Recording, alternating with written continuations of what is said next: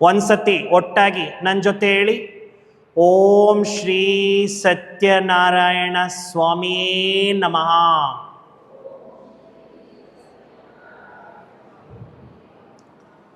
ಈಗ ಯಾರೆಲ್ಲ ದಂಪತಿಗಳು ಕೂತಿದ್ದೀರ, ಕೇವಲ ಹೂ ಅಕ್ಷತೆ ನಿಮ್ಮ ಕೈಯಲ್ಲಿ ಇಟ್ಕೊಳ್ಳಿ.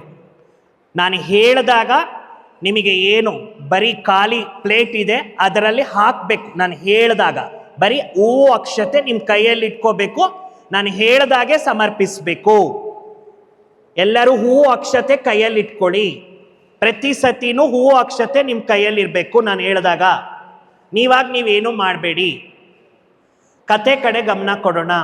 ಎಲ್ಲರೂ ಕೂಡ ನನ್ನ ಕಥೆಯ ಬಗ್ಗೆ ಕೇಳ್ತಾ ಸತ್ಯನಾರಾಯಣ ಸ್ವಾಮಿಯ ಆ ಒಂದು ಆಧ್ಯಾತ್ಮಿಕ ವಿಷಯಗಳನ್ನು ತಿಳ್ಕೊಳ್ಳೋಣ.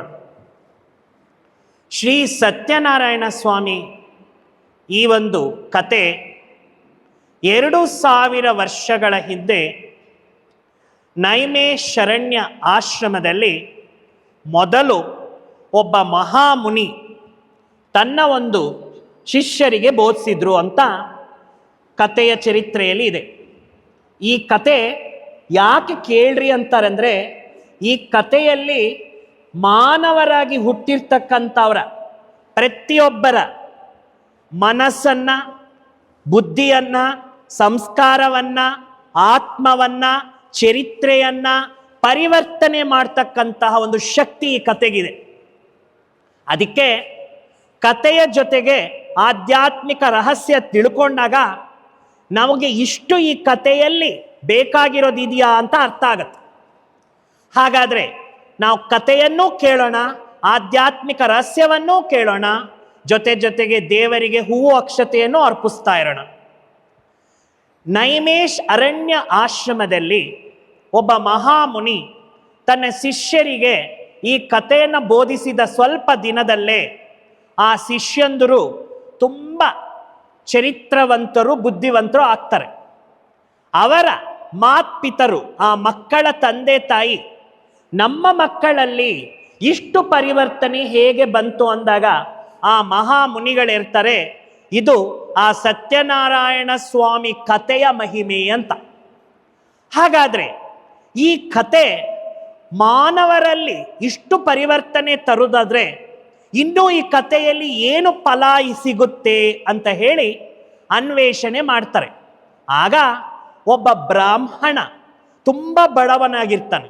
ಈ ಕಥೆಯನ್ನು ಅಧ್ಯಯನ ಮಾಡಿದಾಗ ಬರ್ದಿರುತ್ತೆ, ಈ ಕಥೆಯನ್ನು ಕೇಳಿ ಜೀವನದಲ್ಲಿ ಜ್ಞಾನವನ್ನು ತಿಳ್ಕೊಂಡ್ರೆ ಅವನಿಗೆ ಜೀವನದಲ್ಲಿರ್ತಕ್ಕಂಥ ದರಿದ್ರ ದೂರ ಆಗತ್ತೆ, ಅವನಿಗೆ ಹಣಕಾಸಿನ ಸಮಸ್ಯೆ, ಆರ್ಥಿಕ ಸಮಸ್ಯೆಗಳು ದೂರ ಆಗುತ್ತೆ ಅಂತ ಆ ಕಥೆಯಲ್ಲಿ ವರ್ಣಿಸಲಾಗಿರುತ್ತೆ. ಆಗ ಆ ಒಂದು ಬ್ರಾಹ್ಮಣ ಮೊದಲು ತನ್ನ ಮನೆಯಲ್ಲಿ ಈ ಕಥೆಯನ್ನು ಪ್ರಾರಂಭ ಮಾಡಿ ಆ ಕಥೆಯನ್ನು ಕೇಳಿ ಆ ಕಥೆಯಿಂದ ಬೇಕಾಗಿರೋ ಜ್ಞಾನ ತಿಳ್ಕೊತಾ ಇರ್ತಾನೆ. ಆ ಕತೆ ಕೇಳಲಿಕ್ಕೆ ಎಷ್ಟೋ ಜನ ಬಂದಿರ್ತಾರೆ. ಅದರಲ್ಲಿ ಒಬ್ಬ ವರ್ತಕ ಅಥವಾ ಒಬ್ಬ ಕೋಲು ಮಾರ್ತಕ್ಕಂತಹ ವ್ಯಾಪಾರಿ ಮೊದಲು ಆ ಕಥೆಯನ್ನು ಕೇಳಕ್ಕೆ ಬರ್ತಾನೆ. ಏನಿದು, ಇಲ್ಲಿ ಏನು ನಡೀತಾ ಇದೆ ಅಂತ ಹೇಳಿ ಆ ಒಂದು ಬ್ರಾಹ್ಮಣನಿಗೆ ಕೇಳಿದ್ರೆ, ನೋಡಯ್ಯ, ಈ ಕತೆ ಪ್ರತಿಯೊಬ್ಬರ ಕುಟುಂಬಕ್ಕೆ ಬೇಕಾಗಿರ್ತಕ್ಕಂಥ ಜ್ಞಾನ ಸಂಪಾದನೆ ಮಾಡುವ ಕಥೆಯಾಗಿದೆ. ಈ ಕಥೆಯ ಮೂಲಕ ನಾವು ನಮ್ಮ ಜೀವನದಲ್ಲಿ ಸುಖ, ಶಾಂತಿ, ಸಂತೋಷವನ್ನು ಪಡ್ಕೋಬೋದು ಅಂತ ಹೇಳಲಾಗುತ್ತೆ. ಆಗ ಆ ಒಂದು ಮಾತು ಕೇಳಿಸ್ಕೊಂಡ ಆ ಒಂದು ಕೋಲು ಮಾರ್ತಕ್ಕಂಥವನಿಗೆ ಆ ಒಂದು ಬ್ರಾಹ್ಮಣ ಹೇಳ್ತಾನೆ, ನೀನು ನಿನ್ನ ದರಿದ್ರ ದೂರ ಮಾಡ್ಕೋಬೇಕಾದ್ರೆ ನೀನು ಕೂಡ ಈ ಕಥೆಯನ್ನು ಕೇಳು ಅಂತ. ಆ ಕತೆ ಮಾಡ್ಕೊಳ್ಳೋಕ್ಕೆ ಅವನ ಹತ್ರ ದುಡ್ಡಿರಲ್ಲ. ಅದಕ್ಕೆ ಆ ಬ್ರಾಹ್ಮಣ ಹೇಳ್ತಾನೆ, ನೀನು ಇವತ್ತು ಸಂತೆಗೆ ಕೋಲುಗಳನ್ನು ತಗೊಂಡೋಗಿ ವ್ಯಾಪಾರಕ್ಕಿಡು, ಡಬಲ್ ರೇಟ್ ಮಾಡು. ಯಾರಾದರೂ ಕೇಳಿದರೆ ನಾನು ಸತ್ಯನಾರಾಯಣ ಸ್ವಾಮಿ ಕತೆ ಮಾಡ್ಕೋಬೇಕು, ನಿಮ್ಮೆಲ್ಲರ ಸಹಾಯ ಬೇಕಿದೆ, ಅದಕ್ಕೆ ಡಬಲ್ ರೇಟ್ ಮಾಡಿದ್ದೀನಿ ಅಂತ ಹೇಳು ಅಂತ ಹೇಳ್ತಾನೆ. ಆಗ ಆ ಒಂದು ಮಾತು ಕೇಳಿ ಆ ಒಂದು ಕೋಲು ಮಾರ್ತಕ್ಕಂತಹ ವ್ಯಾಪಾರಸ್ಥ ಸಂತೆಗೆ ಹೋಗಿ ಕೋಲುಗಳನ್ನು ಡಬಲ್ ರೇಟಿಗೆ ಇಡ್ತಾನೆ, ಯಾರು ಅವನ ಹತ್ರ ಬರಲ್ಲ. ಆಗ ಕಣ್ಣು ಮುಚ್ಕೊಂಡು ಪ್ರಾರ್ಥನೆ ಮಾಡ್ತಾನೆ, ಸ್ವಾಮಿ ಸತ್ಯನಾರಾಯಣ, ನೀನೇ ನನಗೇನಾದರೂ ದಾರಿ ತೋರ್ಸಪ್ಪ ಅಂತ. ಒಂದು ನಿಮಿಷದಲ್ಲಿ ಆ ಕೋಲುಗಳೆಲ್ಲ ಶ್ರೀಗಂಧದ ಒಂದು ಕೋಲುಗಳಾಗ್ಬಿಟ್ಟು ಸುಗಂಧ ಪರಿಮಳಿಸುತ್ತೆ. ಆ ಸಂತೆಯಲ್ಲಿರೋರೆಲ್ಲ ಏನಿದು ಇಷ್ಟು ಅದ್ಭುತವಾದಂಥ ಸುವಾಸನೆ ಅನ್ಕೊಂಡು ಆ ಕೋಲು ಮಾರ್ತಕ್ಕಂಥವನ ಹತ್ರ ಬಂದು ಒಂದಕ್ಕೆ 10 ಪಟ್ಟು ದುಡ್ಡು ಕೊಟ್ಟು ಆ ಕೋಲುಗಳನ್ನು ತಗೊಳ್ತಾರೆ. ಆ ದುಡ್ಡಿನ ಸಹಾಯದಿಂದ ಆ ಒಂದು ವ್ಯಾಪಾರಸ್ಥ ತುಂಬ ದೊಡ್ಡ ಶ್ರೀಮಂತ ಆಗ್ಬಿಡ್ತಾನೆ. ಇವನು ಒಂದು ಹೊತ್ತಿಗೆ ಊಟ ತಿನ್ನೋದಿಕ್ಕಿಲ್ದಿರೋ ದರಿದ್ರ ಇರ್ತಕ್ಕಂಥವನು ಇಷ್ಟು ಶ್ರೀಮಂತಿಗೆ ಹೇಗೆ ಬಂತು ಅಂತ ಹೇಳಿ ಎಲ್ಲರೂ ಕೂಡ ಆಶ್ಚರ್ಯ ಪಡುತ್ತಾ ಆ ವಿಷಯ ಆ ಊರಿನ ರಾಜನ ಕಿವಿಗೆ ಮುಟ್ಟುತ್ತೆ. ಆ ರಾಜ ಹೇಳ್ತಾನೆ, ಈ ಕತೆ ಪ್ರತಿಯೊಬ್ಬರ ಜೀವನಕ್ಕೆ ಬೇಕಾಗಿರುವ ಸುಖ ಶಾಂತಿ ಸಂಪತ್ತನ್ನು ತರೋದಾದ್ರೆ ನಾವು ಈ ಕಥೆಯನ್ನು ರಾಜ್ಯದಲ್ಲಿ ಮಾಡಿಸೋಣ, ಊರಿನವರಿಗೆಲ್ಲರಿಗೂ ಕೂಡ ಒಳ್ಳೇದಾಗ್ಲಿ ಅಂತ ಅನ್ಕೊಳ್ತಾರೆ. ಆಗ ಆ ಒಂದು ಕಥೆಯನ್ನ ಮಾಡುವ ಸಲುವಾಗಿ ಎಲ್ಲರೂ ಬರ್ತಾರೆ. ರಾಜ ವೈಭವದಿಂದ ಕತೆ ಮಾಡಿಸ್ತಾನೆ. ಅದರಲ್ಲಿ ಒಂದು ಪಾತ್ರವನ್ನು ತಂದಿದ್ದರೆ. ಆ ಪಾತ್ರ ಆಗಿದೆ ಒಬ್ಬ ವೈಶ್ಯ, ಒಬ್ಬ ವ್ಯಾಪಾರಸ್ಥ, ಒಬ್ಬ ವರ್ತಕ. ನಾವೇನು ಅನ್ಕೊಳ್ತೀವಿ, ಈ ಸತ್ಯನಾರಾಯಣ ಕಥೆಯಲ್ಲಿ ಒಂದೊಂದು ಪಾತ್ರಗಳನ್ನು ಏನು ತೋರಿಸಿದ್ದಾರೆ, ಸಿನಿಮಾದಲ್ಲಿ ತೋರಿಸಿದ್ದಾರೆ, ಕಥೆಯಲ್ಲಿ ಹೇಳಿದ್ದಾರೆ, ಸೀರಿಯಲಲ್ಲಿ ತೋರಿಸ್ತಾರೆ, ಅದು ಯಾರಿಗೋ ಅನ್ವಯಿಸುತ್ತೆ ಅಂತ ಅನ್ಕೊಳ್ತೀವಿ. ನೀವು ಮುಂದೆ ಕೇಳ್ತಾ ಹೋಗ್ತೀರಾ, ಇದೊಂದೊಂದು ಪಾತ್ರ ನಮ್ಮ ಒಳಗಡೆ ಇರ್ತಕ್ಕಂಥದ್ದು, ನಮ್ಮ ಸಂಸ್ಕಾರದಲ್ಲಿ ಇರ್ತಕ್ಕಂಥದ್ದು, ನಮ್ಮ ಬುದ್ಧಿಗೆ ಸಂಬಂಧಪಟ್ಟಿದ್ದು, ನಮ್ಮ ಮನಸ್ಸಿಗೆ ಸಂಬಂಧಪಟ್ಟಿದ್ದು, ನಮ್ಮ ಗುಣಕ್ಕೆ ಸಂಬಂಧಪಟ್ಟಿದ್ದು. ಇದು ಯಾವುದು ಕೂಡ ಸುಮ್ಮನೆ ಕಲ್ಪನೆಗೆ ಕಥೆಯನ್ನ ಬರ್ದಿಲ್ಲ. ಹಾಗಾದ್ರೆ ಈ ವರ್ತಕ ಯಾರು ಅನ್ನೋದು ಈ ಕಥೆಯನ್ನ ಹೇಳಿ ನಿಮ್ಗೆ ಅರ್ಥ ಮಾಡಿಸ್ತೀನಿ. ಆ ವರ್ತಕ ರಾಜನ ಹತ್ರ ದೇವರ ದರ್ಶನ ಮಾಡಿ ಪ್ರಸಾದ ತಗೊಳ್ಳೋದಕ್ಕೆ ಬರ್ತಾನೆ. ಆಗ ಆ ವರ್ತಕನಿಗೆ ರಾಜ ಹೇಳ್ತಾನೆ, ಹೇ ವರ್ತಕನೇ, ನೀನು ಸತ್ಯನಾರಾಯಣ ಸ್ವಾಮಿ ಕತೆ ಮಾಡ್ಕೋ, ನಿನಗೆ ಒಳ್ಳೇದಾಗುತ್ತೆ ಅಂದರೆ ನಾನು ಯಾಕೆ ಮಾಡ್ಕೋಬೇಕು ಸ್ವಾಮಿ? ನನಗೇನು ಕೊರತೆ ಇದೆ? ನನಗೆ ನೌಕರಿದ್ದಾರೆ, ಚಾಕರಿದ್ದಾರೆ, ಕೈಗೊಂದು ಹಾಲು ಕಾಲ್ಗೊಂದು ಆಳಿದ್ದಾರೆ, ಬೇಕಾದಷ್ಟು ದುಡ್ಡಿದೆ, ನಾನು ಯಾಕೆ ಮಾಡ್ಕೋಬೇಕು ಈ ಕಥೆನ ಅಂತ ಹೇಳ್ತಾನೆ. ನಿನಗೆಲ್ಲ ಇದೆಯಪ್ಪ, ಆದರೆ ನಿನ್ನ ಜೀವನದಲ್ಲಿ ನೀನು ಸಂಪಾದನೆ ಮಾಡಿರೋದನ್ನು ನಿನ್ನ ವಂಶ ಅಭಿವೃದ್ಧಿ ಮಾಡಲಿಕ್ಕೆ, ನಿನ್ನ ಮುಂದಿನ ಪೀಳಿಗೆಗೆ, ನಿನ್ನ ನೆಕ್ಸ್ಟ್ ಬರ್ತಿಗೆ ಬೇಕಾಗಿರ್ತಕ್ಕಂಥದ್ದನ್ನು ತಗೊಂಡೋದಕ್ಕೆ ಪುಣ್ಯ ಸಂಪಾದನೆ ಮಾಡಿಲ್ಲ. ನೀನು ಸಂಪಾದನೆ ಮಾಡ್ಕೊಳ್ಳೋದಕ್ಕೆ ನೋಡ್ಕೊಳ್ಳೋಕ್ಕೆ ವಾರಸ್ದಾರರಿಲ್ಲ, ನಿನಗೆ ಮಕ್ಕಳಿಲ್ಲ, ಅದಕ್ಕಾದ್ರೂ ಈ ಕತೆ ಮಾಡ್ಕೋ ಅಂತಾನೆ. ಆಯಿತು ಸ್ವಾಮಿ, ಆಲೋಚನೆ ಮಾಡ್ತೀನಿ ಅಂತ ಮನೆಗೆ ಹೋಗ್ತಾನೆ. ನಡೆದಂಥ ವಿಷಯನ ತನ್ನ ಧರ್ಮ ಪತ್ನಿಗೆ ತಿಳಿಸ್ತಾನೆ. ಆ ಧರ್ಮ ಪತ್ನಿಯ ಹೆಸರನ್ನು ತಗೊಂಡು ಬಂದಿದ್ದಾರೆ, ಲೀಲಾವತಿ. ಹೇಳ್ರಿ ಎಲ್ಲರೂ, ಏನು ತಗೊಂಡು ಬಂದಿದ್ದಾರೆ?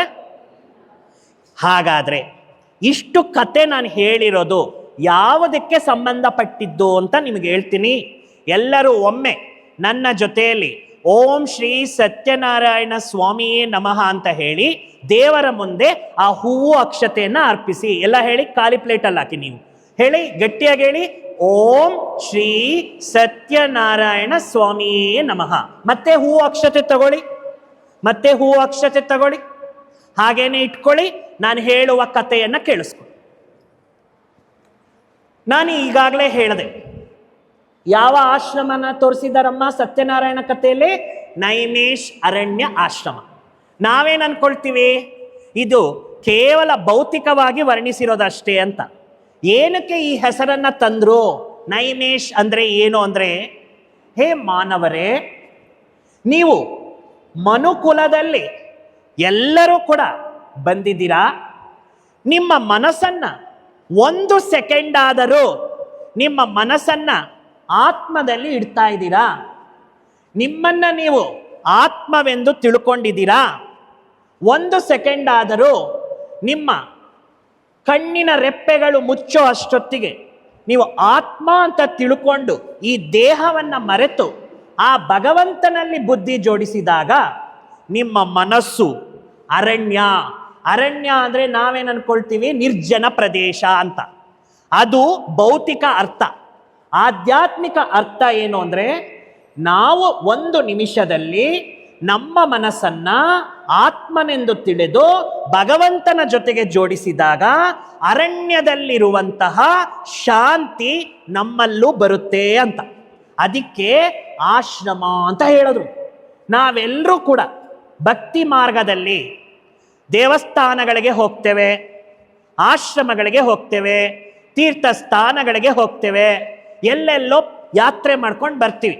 ಇದೆಲ್ಲದರ ಉದ್ದೇಶ ಏನು ಕೇಳಿಸ್ಕೊಳ್ಳಿ. ಏನಕ್ಕೆ ಹೋಗ್ತಾರೆ ಎಲ್ಲರೂ? ಸಂಸ್ಥೆಗಳಿಗೆ ಏನಕ್ಕೆ ಹೋಗ್ತಾರೆ? ಆಶ್ರಮಗಳಿಗೆ ಏನಕ್ಕೆ ಹೋಗ್ತಾರೆ?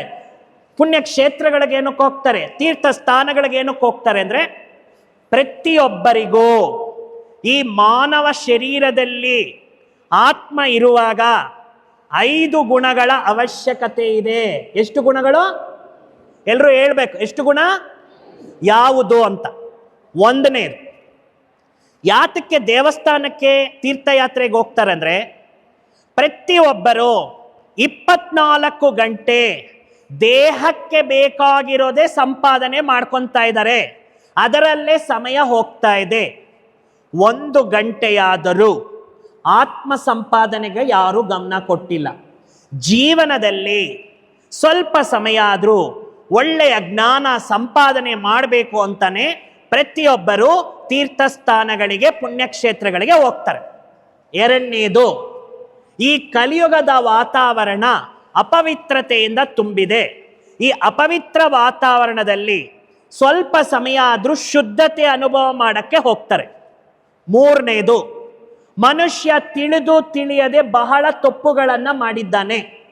ಆ ತಪ್ಪುಗಳಿಗೆ ಪ್ರಾಯಶ್ಚಿತ್ತ ಮಾಡ್ಕೊಳ್ಳಕ್ಕೆ, ಪಶ್ಚಾತ್ತಾಪ ಮಾಡ್ಕೊಳ್ಳಕ್ಕೆ, ದೇವರ ಹತ್ರ ಕ್ಷಮೆಯನ್ನ ಕೇಳಿಸ್ಕೊಳ್ಳಕ್ಕೆ ಹೋಗ್ತಾರೆ. ನಾಲ್ಕನೇದು, ಭಗವಂತನ ದಯೆ ಕರುಣೆ ಬೇಕು ಅಂತ ಹೋಗ್ತಾರೆ. ಐದನೇದು, ಮನಃಶಾಂತಿಗಾಗಿ ಹೋಗ್ತಾರೆ. ಏನಕ್ಕೆ ಹೋಗ್ತಾರೆ? ಯಾವ್ಯಾವ ಗುಣ ನನ್ನ ಜೊತೆಗೆ ಹೇಳಬೇಕು? ಜ್ಞಾನ ಹೇಳಿ ಎಲ್ಲರೂ. ಜ್ಞಾನ, ಪವಿತ್ರತೆ, ಶಾಂತಿ, ಶಮ, ಕರುಣೆ. ಈ 5 ಗುಣಗಳು ಪ್ರತಿಯೊಬ್ಬರಿಗೂ ಬೇಕಿದೆ. ಆದರೆ ಭಗವಂತ ಏನು ಹೇಳ್ತಾನಂದ್ರೆ, ನಿನ್ನ ಒಳಗಡೆನೇ ಈ ಗುಣಗಳಿದೆ. ಇದನ್ನು ನೀನು ಅನುಭವ ಮಾಡಬೇಕಾದ್ರೆ ನೀನು ನಿನ್ನ ಮನಸ್ಸನ್ನ ಈ ದೇಹದಿಂದ ದೂರ ಮಾಡು, ಆತ್ಮನೆಂದು ತಿಳ್ಕೊಂಡು ಪರಮಾತ್ಮನ ಜೊತೆ ಜೋಡಿಸು. ಆಗ ನಿನ್ನ ಮನಸ್ಸು ಒಂದು ತೀರ್ಥಸ್ಥಾನ ಆಗುತ್ತೆ, ಒಂದು ಪುಣ್ಯಕ್ಷೇತ್ರ ಆಗುತ್ತೆ ಅಂತ ಸತ್ಯನಾರಾಯಣ ಕಥೆಯಲ್ಲಿ ಬರೆದಿರೋದು. ನಾವೇನು ಅನ್ಕೊಳ್ತೀವಿ, ಕೇವಲ ಭೌತಿಕ ಯಾತ್ರೆ ಮಾಡಿದ್ರೆ ಅದು ಸತ್ಯನಾರಾಯಣನ ಕಥೆ ಅನ್ಕೊಂಡ್ಬಿಡ್ತೀವಿ.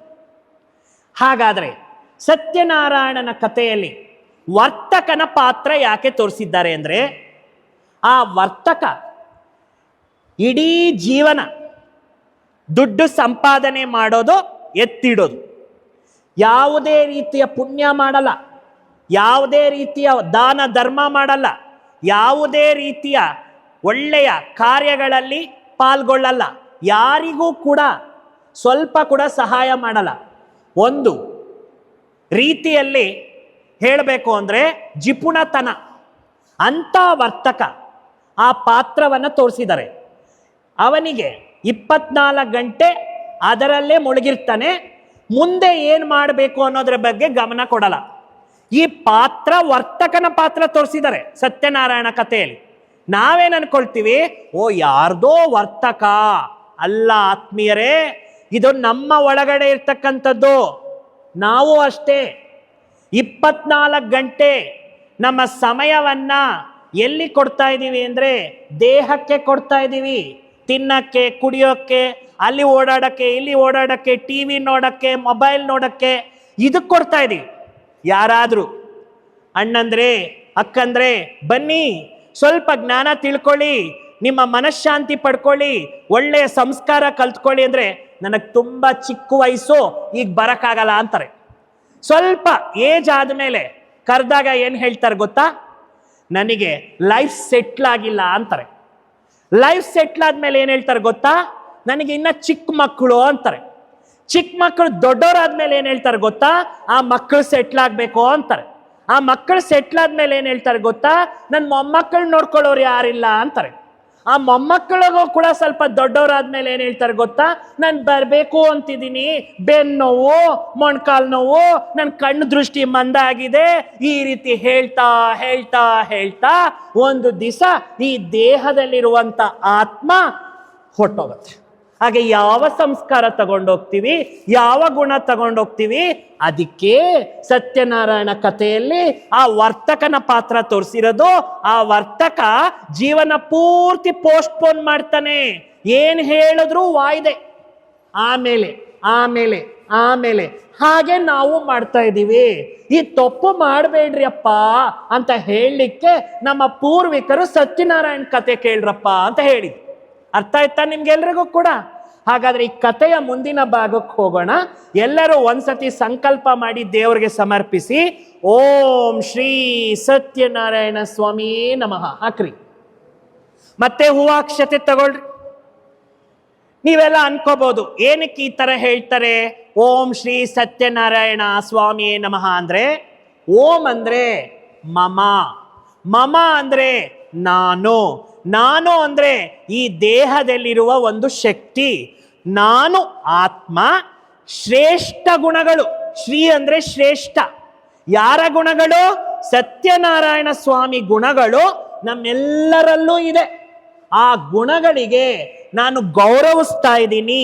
ಆ ಗುಣಗಳಿಗೆ ನಾನು ಒಳ್ಳೆಯ ನಮಸ್ಕಾರ ಮಾಡ್ತಾ ಇದ್ದೀನಿ.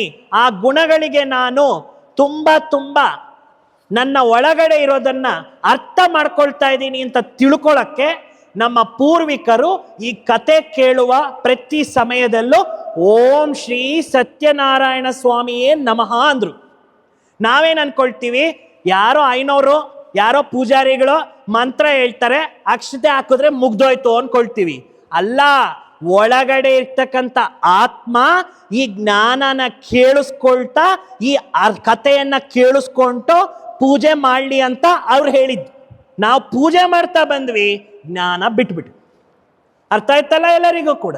ಹಾಗಾದ್ರೆ ಈ ಕಥೆಯ ಮುಂದಿನ ವಿಷಯಕ್ಕೆ ಹೋಗೋಣ. ಮತ್ತೆ ಹೂವಾಕ್ಷತೆ ಇಟ್ಕೊಂಡ್ರಲ್ಲ ಎಲ್ಲರೂ. ವರ್ತಕ ಏನ್ ಮಾಡ್ತಾನೆ? ರಾಜ ಹೇಳ್ತಾನಲ್ವಾ, ಏನಂತ ಹೇಳ್ತಾನೆ ರಾಜ? ನೀನು ಈ ಕತೆ ಮಾಡಪ್ಪ, ನಿಂಗೆ ಮಕ್ಕಳಾಗ್ತಾರೆ ಅಂತ. ಆ ವರ್ತಕ ಸಂತೋಷದಿಂದ ಎಲ್ಲಿಗೆ ಹೋಗ್ತಾನೆ? ಮನೆಗೆ ಹೋಗ್ತಾನೆ. ಆ ಧರ್ಮಪತ್ನಿ ಹೆಸರು ಏನಂತ ತೋರಿಸಿದರೆ? ಲೀಲಾವತಿ. ಲೀಲಾವತಿಗೆ ಹೇಳ್ತಾನೆ, ಈ ತರ ರಾಜ ನನಗೆ ಸಲಹೆ ಕೊಟ್ಟರು, ನಾವು ಸತ್ಯನಾರಾಯಣ ಕತೆ ಮಾಡ್ಕೊಂಡ್ರೆ ವಾರ ಸುಡ್ತಾರೆ. ಎಂಥ ಒಳ್ಳೆ ಸುದ್ದಿ ತಂದಿದ್ದೀರಿ, ಈಗಾದ್ರೂ ನಾವು ಮಾಡ್ಕೊಳ್ಳೋಣ, ನಮ್ಮ ಜೀವನಕ್ಕೆ ಏನಾದರೂ ಒಳ್ಳೇದಾಗುತ್ತೆ ಅಂದ್ರೆ. ಆಗ ಆ ವರ್ತಕ ಏನ್ ಹೇಳ್ತಾನೆ ಗೊತ್ತಾ? ನಿನಗೆ ಎಲ್ಲ ಅವಾಗಲೇ ಮಾಡಬೇಕು, ಈಗ ನನಗಾಗಲ್ಲ, ಮೊದಲು ವಾರಸರು ಜನ್ಮಿಸ್ಲಿ, ಆಮೇಲೆ ಕತೆ ಬಗ್ಗೆ ಮಾತಾಡೋಣ ಅಂತ. ಮೊದಲು ಫಲ, ಆಮೇಲೆ ಪುರುಷಾರ್ಥ. ನಾವು ದೇವಸ್ಥಾನಕ್ಕೆ ಹೋದ್ರೆ ಏನ್ ಮಾಡ್ತೀವಿ? ಮೊದಲು ನನಗೆ ಬೇಕಾಗಿರೋದು ಕೊಟ್ಬಿಡು, ಆಮೇಲೆ ನಿನಗೆ ಬೇಕಾಗಿರೋದು ನಾನು ಮಾಡ್ತೀನಿ ಅಂತ ಅರ್ಕೆ ಹೊತ್ಕೊಂಡು ಬರ್ತೀವಿ. ಅದೇ ವರ್ತಕಂದಲ್ಲಿ ತೋರಿಸಿರೋ. ಕಾಲ ಕೂಡಿ ಬರುತ್ತೆ, ಅವರಿಗೆ ಒಂದು ಪುತ್ರಿಕೆ ಜನ್ಮ ತಗೊಳ್ತಾರೆ.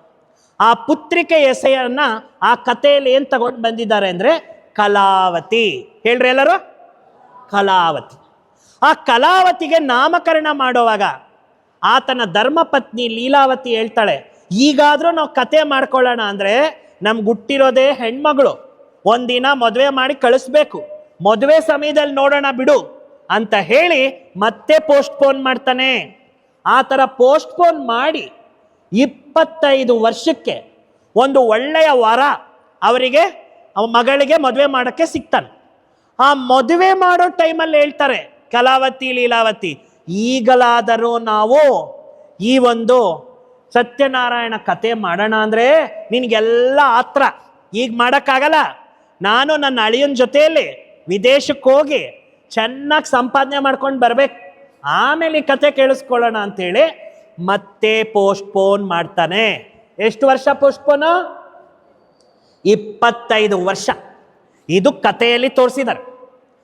25 ವರ್ಷದ ನಂತರ ಕೂಡ ಆ ವರ್ತಕ ಏನು ಮಾಡಲ್ಲ, ದೇವರಿಗೆ ಕೊಟ್ಟಿರೋ ಮಾತನ್ನ ಉಳಿಸ್ಕೊಳ್ಳಲ್ಲ. 25 ವರ್ಷದ ನಂತರ ಕೂಡ ಅಳಿಯಾನ ಮದುವೆಯಾದ 15 ದಿನಕ್ಕೆ ಕರ್ಕೊಂಡು ಹೋಗ್ಬಿಡ್ತಾನೆ. ಏನಕ್ಕೆ? ಸಂಪಾದನೆ ಮಾಡಕ್ಕೆ. ಈ ತರ ಸಂಪಾದನೆ ಮಾಡಕ್ಕೆ ಕರ್ಕೊಂಡು ಹೋಗ್ಬಿಟ್ಟು ಇವರಿಗೆ ಇರೋದನ್ನೇ ಅಡ್ಜಸ್ಟ್ ಮಾಡ್ಕೊಳ್ಳಿ ಅಂತ ಲೀಲಾವತಿ ಕಲಾವತಿಗೆ ಹೇಳ್ಬಿಟ್ಟು ಹೊಟ್ಟೋಗ್ತಾರೆ. ಇವರು ಹೆಂಗಸರು ಅನಾಥರಾಗಿದ್ದಾರೆ ಅಂತ ತಿಳ್ಕೊಂಡು ಊರ್ನವರು ಕಳ್ಳರು ಪೋಡ್ರು ಎಲ್ಲ ಕೂಡ ಇವ್ರ ಮನೆ ಲೂಟಿ ಮಾಡಿ ಇವ್ರನ್ನ ಬಡವ್ರು ಮಾಡಿಬಿಡ್ತಾರೆ. 6 ತಿಂಗಳಾಗೋಗಿರುತ್ತೆ ಮಾವ ಅಳಿಯ ಒಟ್ಟೋಗಿ. ಏನು ಕ್ಷೇಮ ಸಮಾಚಾರ ಇಲ್ಲ. ಈಗಿನ ಥರ ಏನೂ ಸೆಲ್ಫೋನು ಇಲ್ಲ, ಯಾವುದೇ ರೀತಿ ಮೆಸೇಜು ಇಲ್ವಲ್ಲ. ಹೊಟ್ಟೋಗ್ತಾರೆ. ಈ ಹೆಣ್ಣು ಮಗಳು ಯಾರು? ಕಲಾವತಿ. ಒಂದು ದಿನ ಮನೆಗೆ ಲೇಟಾಗಿ ಬರ್ತಾಳೆ.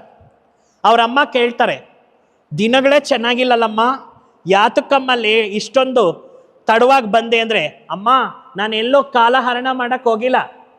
ಒಬ್ಬರ ಮನೆಯಲ್ಲಿ ಸತ್ಯನಾರಾಯಣ ಕತೆ ಮಾಡ್ತಾ ಇದ್ರು, ಆ ಪ್ರಸಾದ ಕೊಡಲಿಲ್ಲ, ಆ ಪ್ರಸಾದ ಕೊಡೋದು ತಡ ಆಯಿತು ಅಂತಾಳೆ. ದಿನಾಗ್ಲೂ ಒಬ್ಬೊಬ್ರು ಮನೆಗೆ ಹೋಗ್ತಾ ಇದ್ದಿದ್ದು ಏನಕ್ಕೆ? ಹೊಟ್ಟೆಪಾಡಿಗೆ. ಪ್ರಸಾದದಿಂದ ಜೀವನ ಆಗೋಯ್ತವ್ರದ್ದು.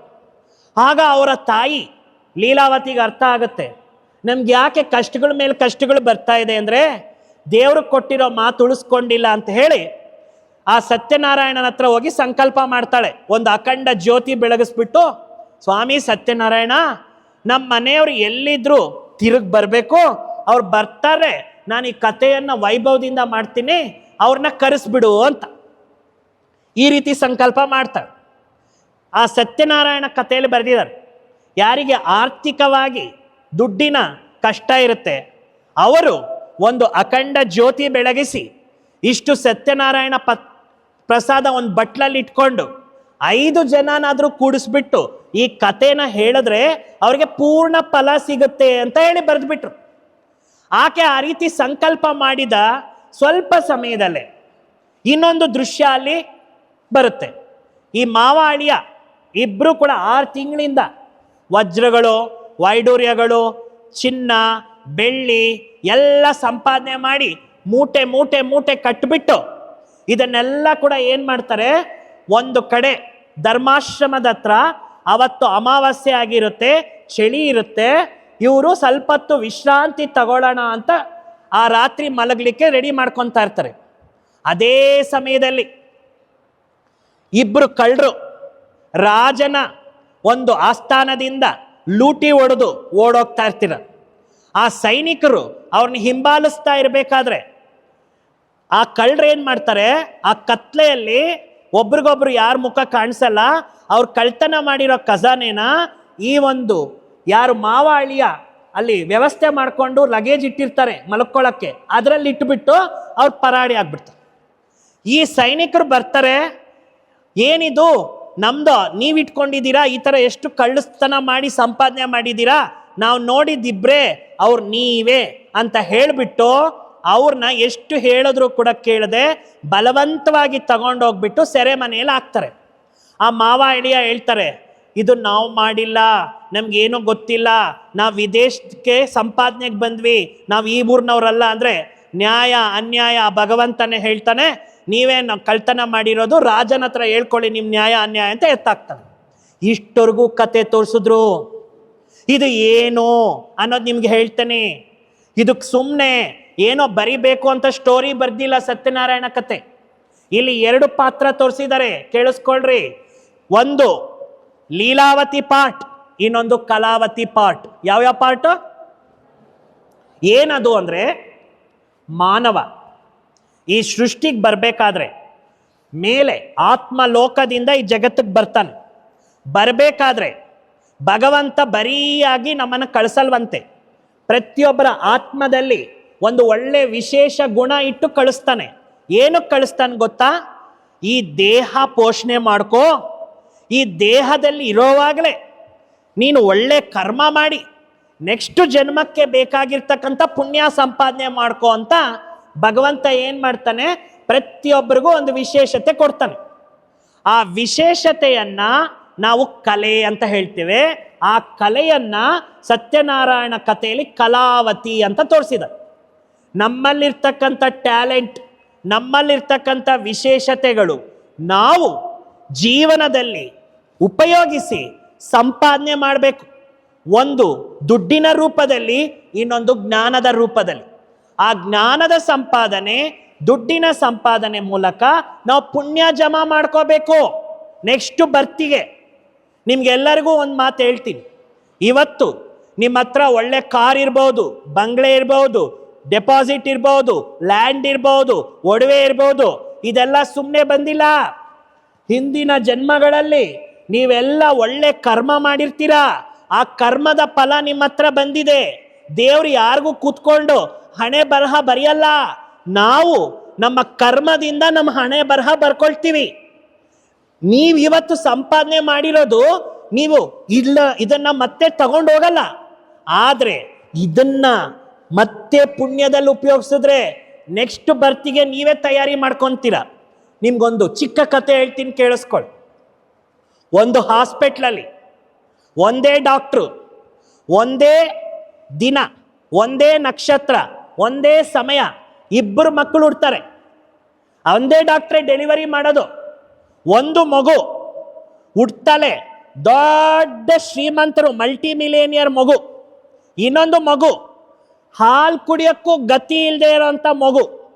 ಇಬ್ರು ಮಕ್ಕಳಿಗೂ ಕೂಡ ಒಂದೇ ಟೈಮ್, ಒಂದೇ ಹಾಸ್ಪಿಟಲ್, ಒಂದೇ ಡಾಕ್ಟರ್ ಡೆಲಿವರಿ ಮಾಡಿದ್ದು. ಒಂದು ಮಗು ಅಷ್ಟು ಶ್ರೀಮಂತಿಕೆ, ಇನ್ನೊಂದು ಮಗು ಇಷ್ಟೊಂದು ದರಿದ್ರ. ಇದು ಯಾರು ಡಿಸೈಡ್ ಮಾಡಿದ್ದು ಹೇಳ್ರಿ ಅಕ್ಕಂದ್ರ ಅಣ್ಣಂದ್ರು? ಯಾರು ಡಿಸೈಡ್ ಮಾಡಿದ್ದು? ಭಗವಂತನ ಅವನ ಕರ್ಮನ? ಹೇಳ್ರಿ, ಜೋರಾಗಿ ಹೇಳ್ಬೇಕು. ಕರ್ಮ. ಆ ಕರ್ಮನೇ ಆ ಒಂದು ಸತ್ಯನಾರಾಯಣ ಕಥೆಯಲ್ಲಿ ಲೀಲಾವತಿ ಅಂತಾರೆ. ಏನಂತ ಹೇಳ್ತಾರೆ? ಲೀಲಾವತಿ. ಆ ಒಂದು ಫಲ ಕರ್ಮ. ಆ ಕರ್ಮಗಳನ್ನ ಕಲಾವತಿ ಮೂಲಕ ಮಾಡ್ಕೊಳ್ಳಪ್ಪ, ಲೀಲಾವತಿ ಅನ್ನುವಂಥ ಫಲಗಳು ನಿನಗೆ ಸಿಗುತ್ತೆ. ಕರ್ಮ ಫಲ. ಈ ಒಳ್ಳೆ ಕರ್ಮ ಮಾಡೋದಿಕ್ಕೆ ನೀನು ಹಿಂದೆ ಹೋಗ್ತೀಯಾ? ನೋಡ್ರಿ, ವಾಸ್ತವಿಕವಾಗಿ ಹೇಳಬೇಕಾದ್ರೆ ಈ ಜೈನ್ ಕಮ್ಯುನಿಟಿ ಇರ್ತಾರಲ್ಲ, ಅವ್ರು ಏನು ಮಾಡ್ತಾರೆ ಅಂದರೆ, ಒಂದು ವರ್ಷದಲ್ಲಿ ಸಂಪಾದನೆ ಮಾಡಿರೋದು 10% ಅನಾಥಾಶ್ರಮಗಳಿಗೆ, ಧರ್ಮ ಸಂಸ್ಥೆಗಳಿಗೆ, ಹಾಸ್ಪಿಟ್ಲ್ಗಳಿಗೆ ಅವ್ರು ಮೀಸಲಿಡ್ತಾರೆ.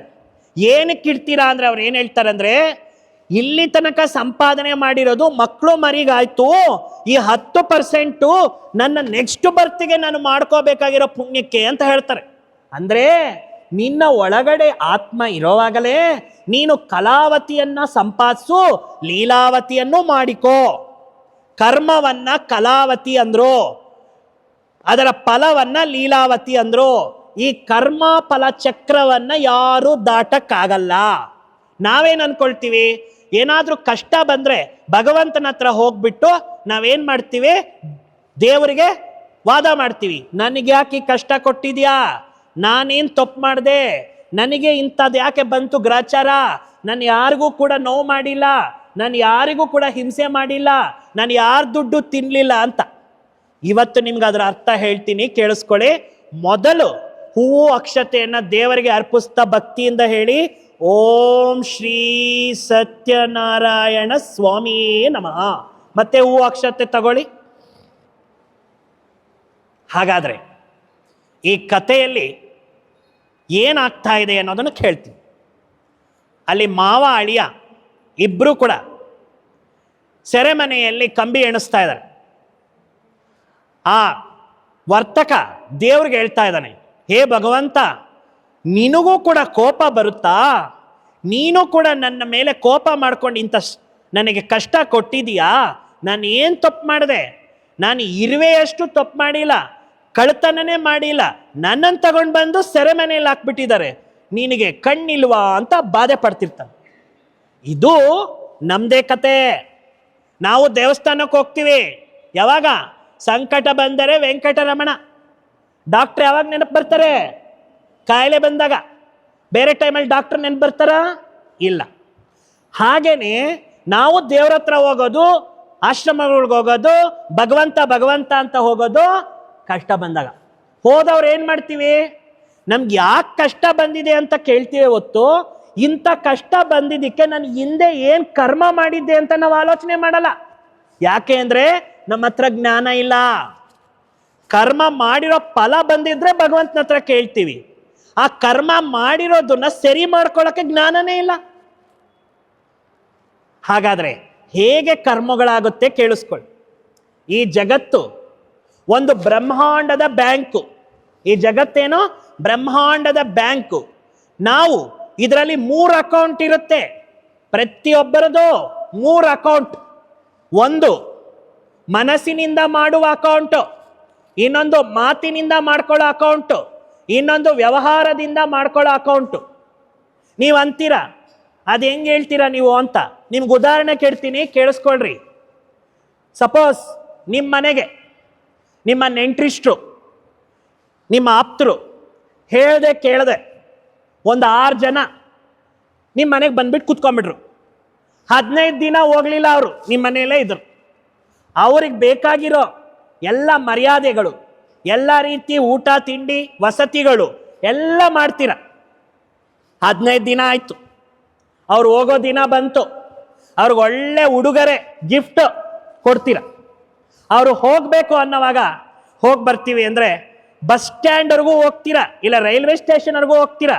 ಅವ್ರಿಗೇನು ಹೇಳ್ತೀವಿ ಗೊತ್ತಾ? ನಮ್ಮವ್ರು ಏನು ಹೇಳೋದು ಗೊತ್ತಾ? ತುಂಬ ಸಂತೋಷ ಆಯ್ತು ನೀವು ಬಂದು, ಆಗಾಗ ಬರ್ತಾ ಇರಿ, ನನಗೆ ತುಂಬ ಚೆನ್ನಾಗಿ ಅನಿಸಿದೆ ಅಂತ ಹೇಳೋದು. ಆ ಟ್ರೈನ್ ಬಸ್ ಇನ್ನೂ ಸ್ಟಾರ್ಟ್ ಆಗಿ ಹೋಗಿಲ್ಲ, ನಾಚಿಕೆ ಇಲ್ಲ ಇವ್ರಿಗೆ. ಹೇಳ್ದೆ ಕೇಳ್ದೆ ಬಂದ್ಬಿಟ್ಟಿದ್ದಾರೆ, ನಮ್ಮ ಮನೆ ವಸ್ತುಗಳನ್ನೆಲ್ಲ ಉಪಯೋಗಿಸ್ಕೊಂಡ್ಬಿಟ್ಟಿದ್ದಾರೆ, ನಮ್ದು ಪ್ರೈವಸಿ ಎಲ್ಲ ತಗೊಂಡ್ಬಿಟ್ಟಿದ್ದಾರೆ, ನಮ್ಗೆ ದುಡ್ಡೆಲ್ಲ ಖರ್ಚು ಮಾಡಿಬಿಟ್ಟಿದ್ದಾರೆ.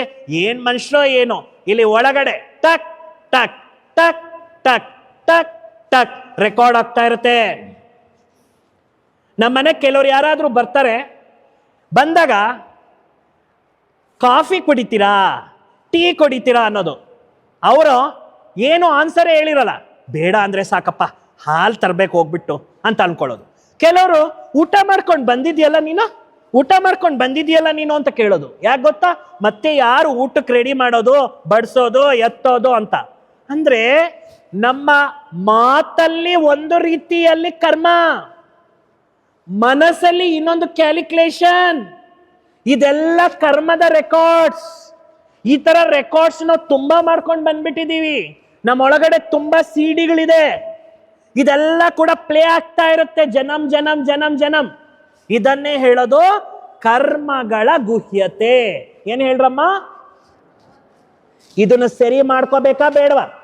ಯಾರ್ಯಾರಿಗೆ ಸರಿ ಮಾಡ್ಕೋಬೇಕು ಅನ್ಸುತ್ತೆ ಕೈ ಎತ್ರಿ ನೋಡೋಣ. ನಮ್ ಸರಿ ಮಾಡ್ಕೋಬೇಕು ನಮ್ ಕರ್ಮಗಳು ಅನ್ಸುತ್ತೆ ಕೈ ಎತ್ರಿ.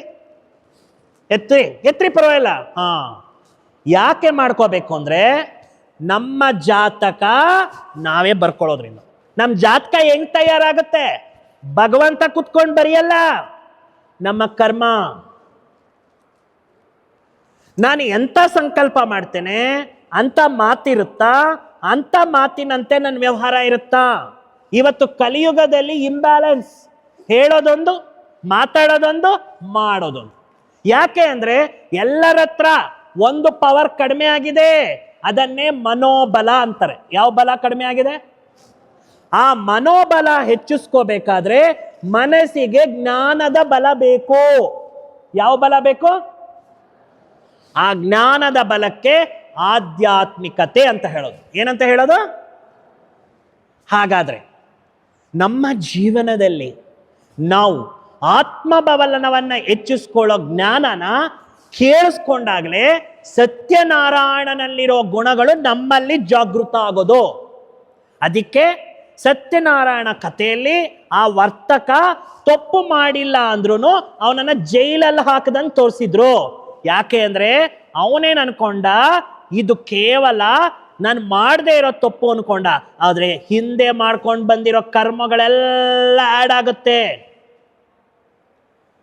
ಹಾಗಾದ್ರೆ ಇನ್ನೇನಾಗುತ್ತೆ ಕಥೆಯಲ್ಲಿ ಅಂದ್ರೆ, ಒಂದು ಕಡೆ ಆತನ ಹೆಂಡತಿ ಲೀಲಾವತಿ ದೀಪ ಬೆಳಗಿಸಿ, ಸ್ವಾಮಿ ಇವ್ರು ಕ್ಷೇಮವಾಗಿ ಬರಬೇಕು ಅಂತ.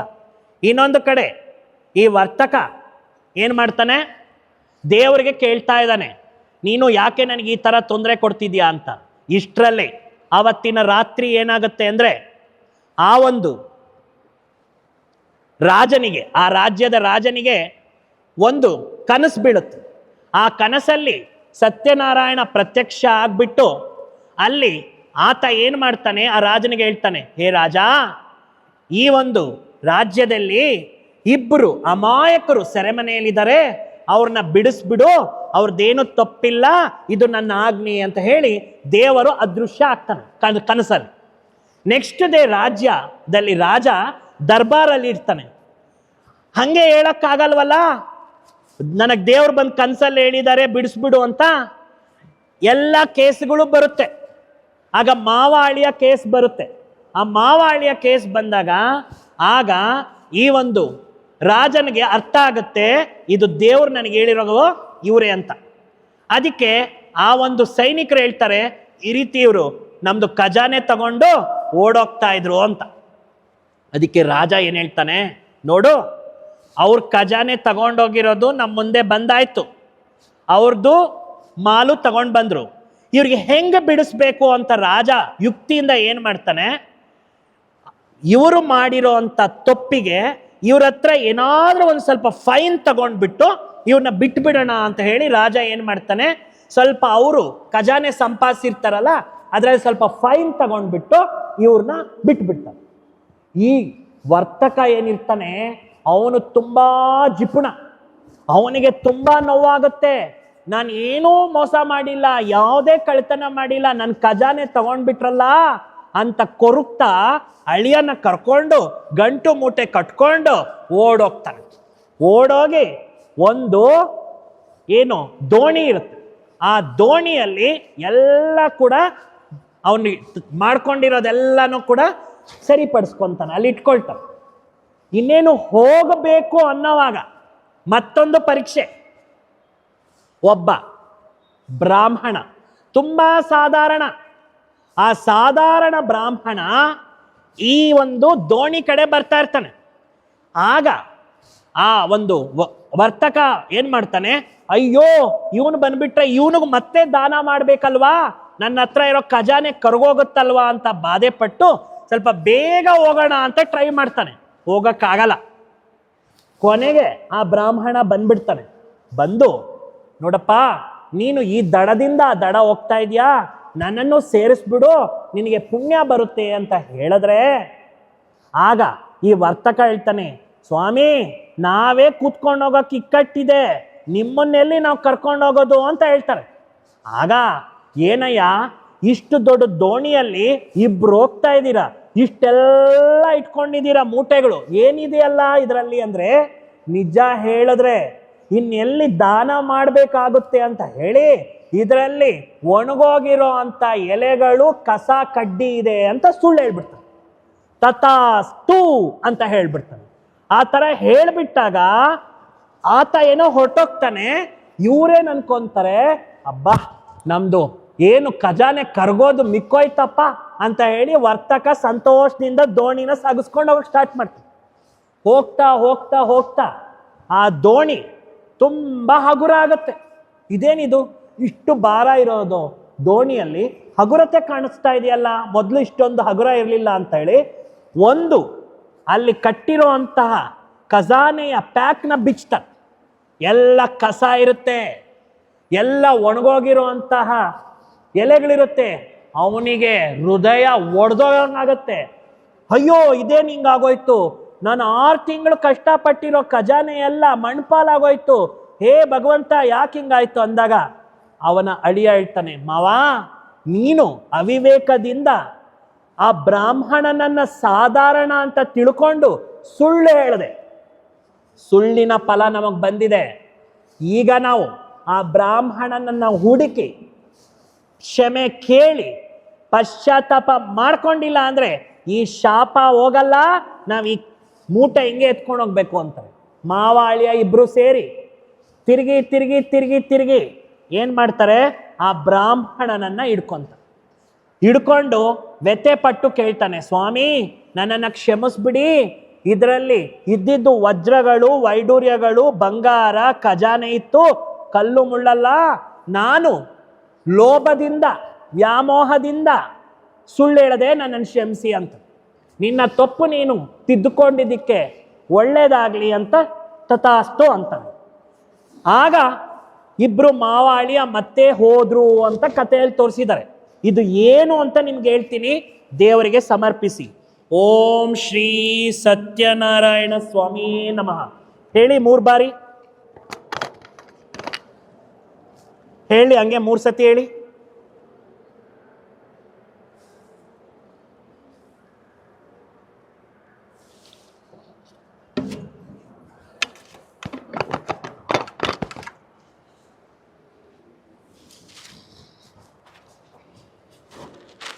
ಹಾಗಾದ್ರೆ ಈ ದೋಣಿ ಯಾಕೆ ತಗೊಂಡು ಬಂದ್ರು, ಈ ಖಜಾನೆ ಏನು, ಈ ಕಥೆಯಲ್ಲಿರುವಂತಹ ಪರಮಾರ್ಥ ಏನು ಅಂತ ಕೇಳಿಸ್ಕೊಳ್ಳೋಣ.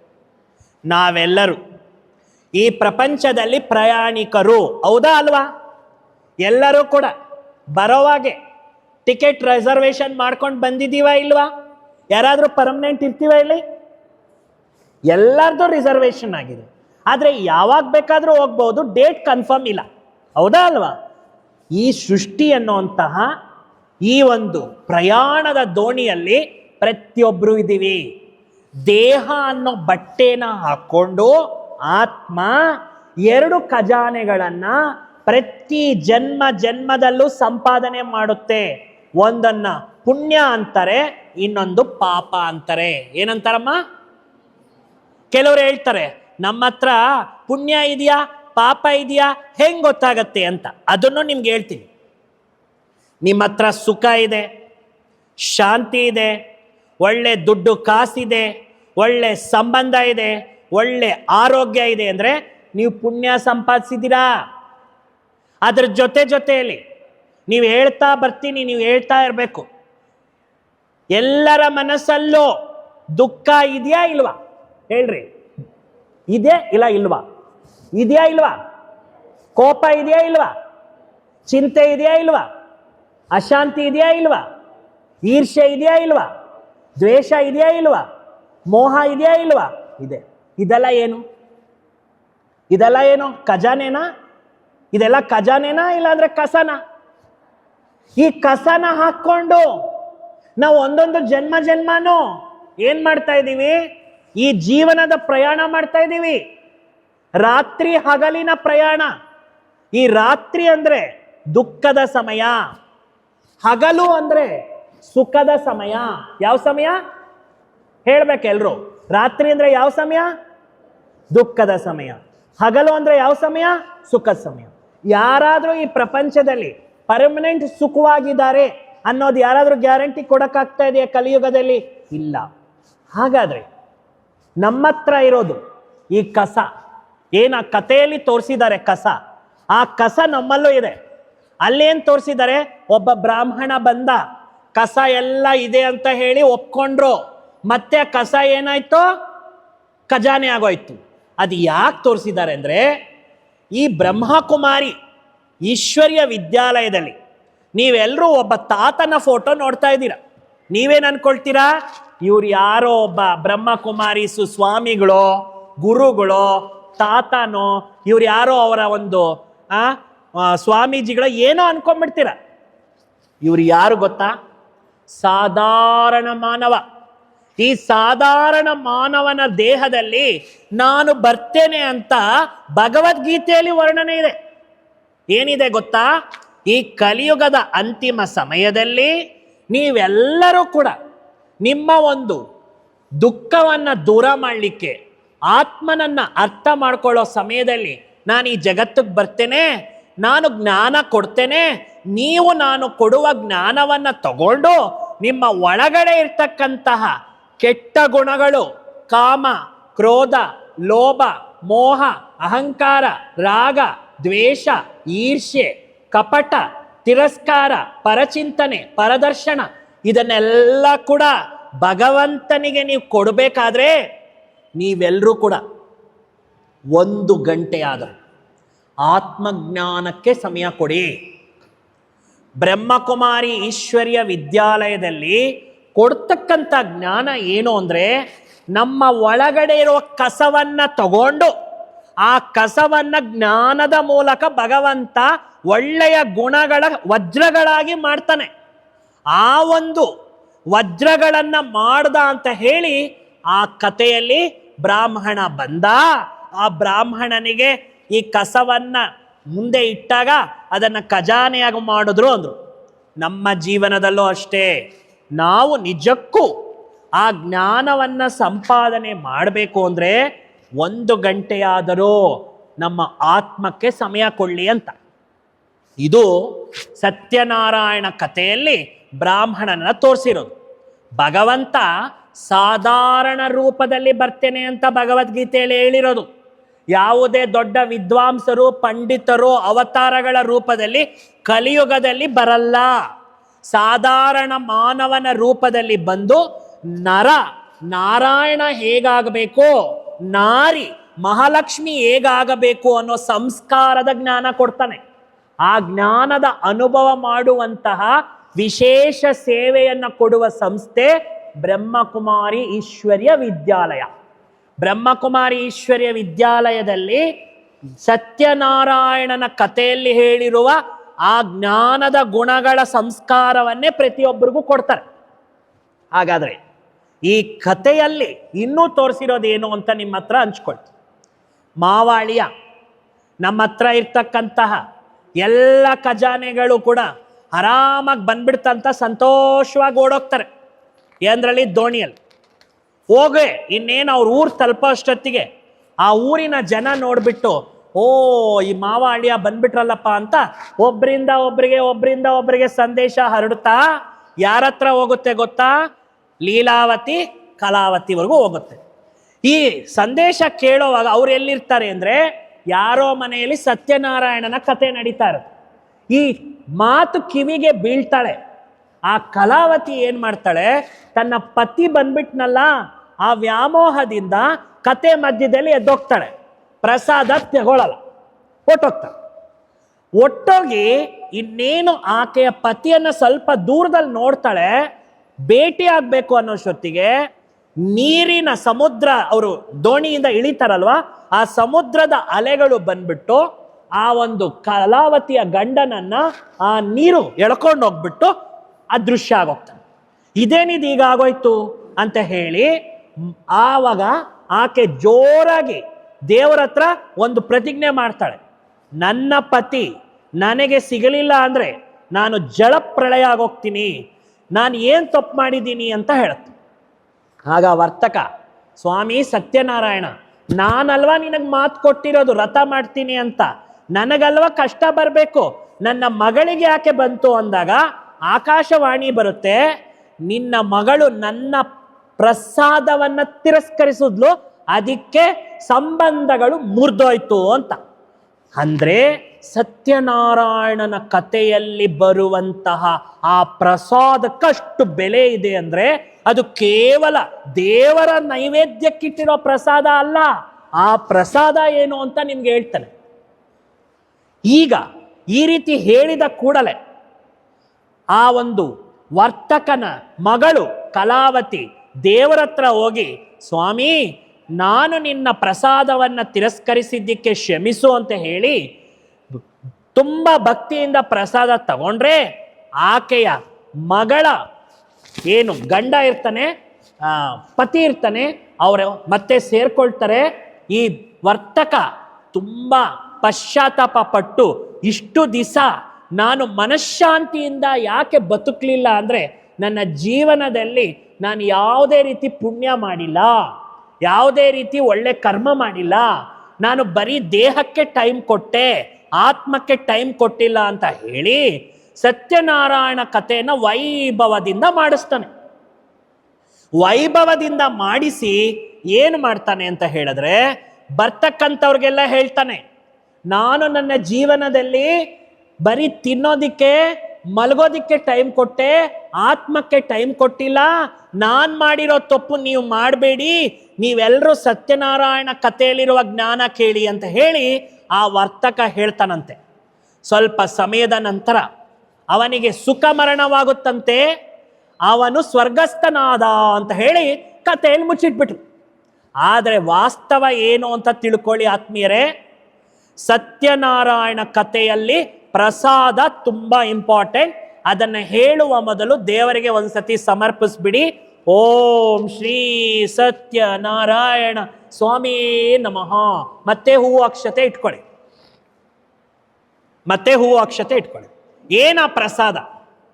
ಪ್ರಸಾದದ್ದು ಎರಡಿದೆ. ನಾವೆಲ್ಲರೂ ಪ್ರಸಾದ ಅಂದ್ರೆ ಏನ್ ಅನ್ಕೊಳ್ತೀವಿ? ದೇವ್ರ ಮುಂದೆ ಇಟ್ಟಿರ್ತಕ್ಕಂತಹ ಸಜ್ಜಿಗೆ ಅಂತ ಅನ್ಕೊಳ್ತೀವಿ. ಪ್ರಸಾದ ಸಜ್ಜಿಗೆನೇ ಯಾಕೆ ಮಾಡ್ತಾರೆ ಗೊತ್ತಾ ನಿಮಗೆ? ಬೇರೆ ಪ್ರಸಾದ ತಿಂದ್ರೆ ಗಟ್ಟಿ ಇರುತ್ತಂತೆ, ಆದ್ರೆ ಈ ಸಜ್ಜಿಗೆಯ ವಿಶೇಷತೆ ಹಲ್ಲಿರೋರು, ಹಲ್ಲಿಲ್ದಿರೋರು, ಹುಟ್ಟಿರೋ ಮಕ್ಕಳು, ಮುತ್ತುಕರು ಎಲ್ಲರೂ ತಿಂದ್ರೆ ಕರ್ಗೋಗುತ್ತಂತೆ. ಅದನ್ನೇ ಮಾಡ್ತಾರೆ. ಈ ಸಜ್ಜಿಗೆಯಲ್ಲಿ ಎರಡು ಗುಣ ಇದೆ.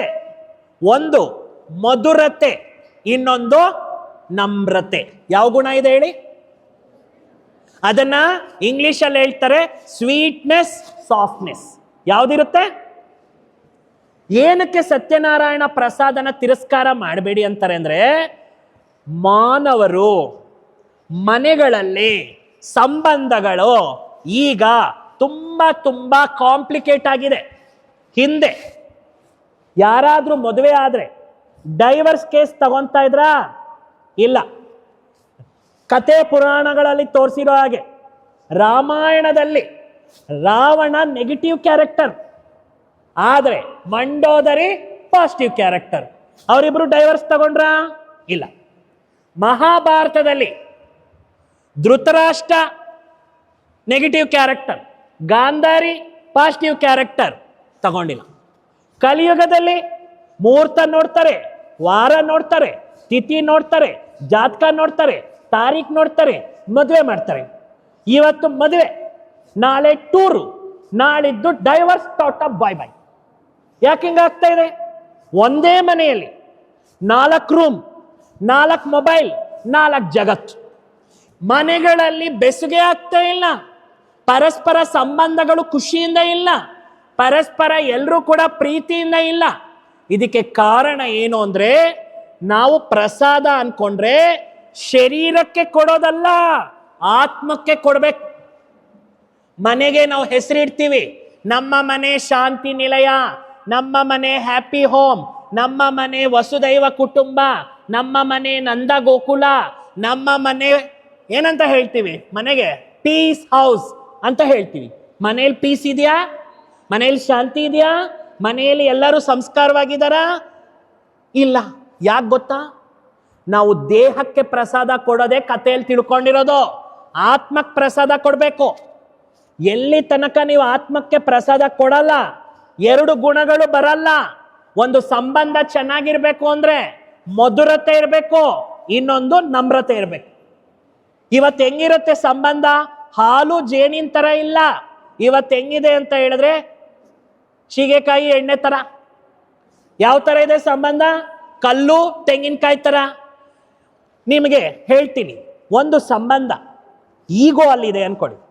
ಒಂದು ಫ್ಯಾಮಿಲಿಯಲ್ಲಿ ನಡೆದಿರೋ ಘಟನೆ ಹೇಳ್ತೀನಿ, ಡೆಲ್ಲಿಯಲ್ಲಿ. ಇದು ಪ್ರಾಕ್ಟಿಕಲ್, ಇದು ಯಾವುದೇ ರೀತಿ ಕಲ್ಪನೆ ಅಲ್ಲ. ಒಂದು ಫ್ಯಾಮಿಲಿಯಲ್ಲಿ ಇಬ್ರು ಗಂಡ ಹೆಂಡತಿ ಒರಾಕಲ್ ಕಂಪನಿಯಲ್ಲಿ ಕೆಲಸ ಮಾಡ್ತಾ ಇದ್ರು. ಇಬ್ರು ಕೂಡ 25 ವರ್ಷದ ಹಿಂದಿನ ಕತೆ. 1 ಲಕ್ಷ ಸಂಬಳ ಬರ್ತಿತ್ತು. 25 ವರ್ಷದ ಹಿಂದೆ 1 ಲಕ್ಷ ಸಂಬಳ ಇವತ್ತೆಷ್ಟಾಗತ್ತೆ? 10 ಲಕ್ಷ ಅನ್ಕೋಬೋದಾ? ಈಕ್ವಲ್ ಅನ್ಕೋಬೋದು ತಾನೆ?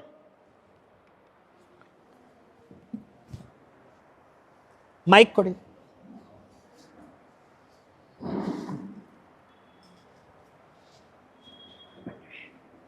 ಇದನ್ನು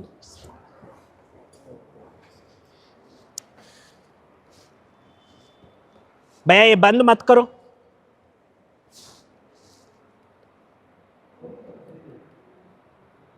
ये बंद मत करो, ये दे दो.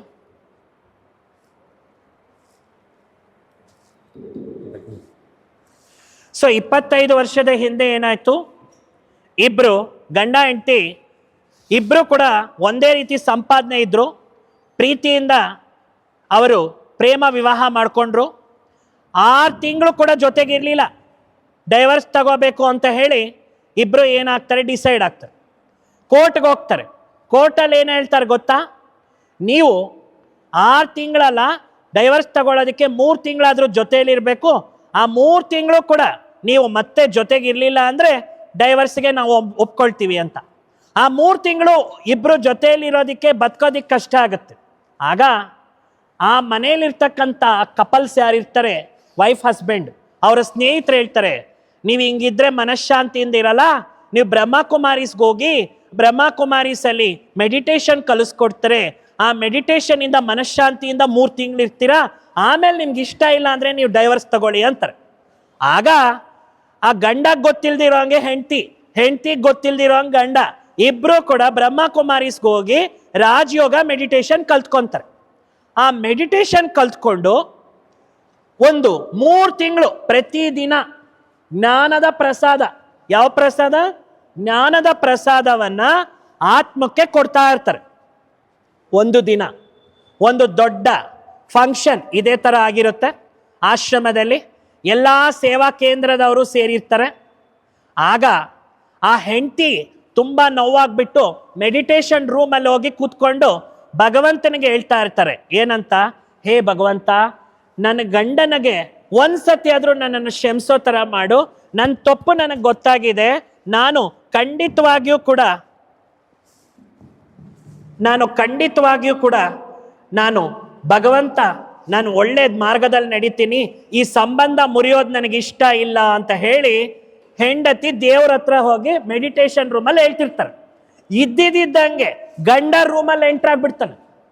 ಇಬ್ರು ಕೂಡ ಜೊತೆಗೆ ಬಂದಾಗ ನನ್ನನ್ನು ಕ್ಷಮಿಸು, ನನ್ನ ತಪ್ಪಾಯ್ತು ಅಂತ ಇಬ್ರು ಅರಿವು ಮಾಡಿಕೊಂಡು ಏನಕ್ಕೆ ತಪ್ಪಾಯ್ತು ಅಂತ ಇಬ್ರು ರಿಯಲೈಸ್ ಮಾಡಿಕೊಂಡು ಇಬ್ರು ಡೈವರ್ಸ್ ವಾಪಸ್ ತಗೊಂಡು 3 ತಿಂಗಳಲ್ಲೇ ಹೊಟ್ಟೋಗ್ಬೇಕು ಅನ್ಕೊಂಡಿರೋರು ಇವತ್ತಿಗೆ 30 ವರ್ಷ ಆಗಿದೆ. ಅವರು ಅವರ ಜೀವನದಲ್ಲಿ ಡೈವರ್ಸ್ ಅನ್ನೋದು ಪಕ್ಕಕ್ಕಿಟ್ಟು ಅವರ ಮನೆ ಹೆಸರು ಯಾರ್ಯಾರು ಎಷ್ಟು ಮಂದಿ ಗಂಡ ಹೆಂಡತಿ ಬೇರೆ ಆಗ್ತಾ ಇದ್ದಾರೆ ಅವರಿಗೆ ಜ್ಞಾನದ ಪ್ರಸಾದದ ಒಂದು ವ್ಯಾಲ್ಯೂ ತಿಳಿಸ್ಕೊಟ್ಟು ಇವತ್ತು ಅವರ ಫ್ಯಾಮಿಲಿ ಹ್ಯಾಪಿ ಫ್ಯಾಮಿಲಿಯಾಗಿ ಜೀವನ ಮಾಡ್ತಾ ಇದ್ದಾರೆ. ಈ ಹ್ಯಾಪಿ ಫ್ಯಾಮಿಲಿಯಾಗಿ ಜೀವನ ಮಾಡೋದಕ್ಕೆ ಕಾರಣ ಏನು ಅಂದ್ರೆ, ಅವರ ಒಳಗಡೆ ಇರೋ ಆತ್ಮಕ್ಕೆ ಪ್ರತಿದಿನ ಜ್ಞಾನದ ಪ್ರಸಾದ ತಿನ್ಸಿದ್ದು. ಮನುಷ್ಯನಿಗೆ ನಾನು ನನ್ನದು ಅನ್ನೋಂಥ ಈಗೋ ಇರುತ್ತೆ.